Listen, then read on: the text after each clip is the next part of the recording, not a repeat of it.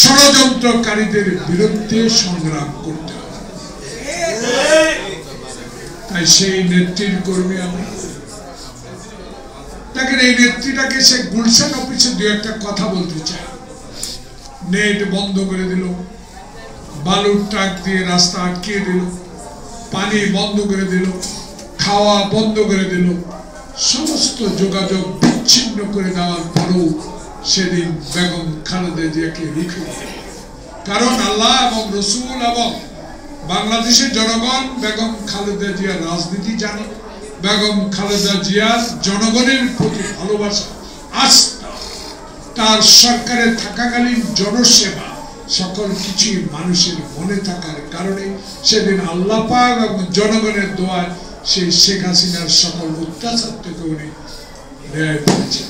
কিন্তু শেষ রেহাই শেখ হাসিনা তাকে দেন নাই। জীবন শেষ করে ফেলার জন্য তাকে একটি অসত্য মিথ্যা মামলায় জড়িয়ে 5 বছর কারাগারে থাকতে হয়েছে। মানবিক দিক থেকে কত কঠিন নিষ্ঠুর মানুষ ছিল শেখ হাসিনা।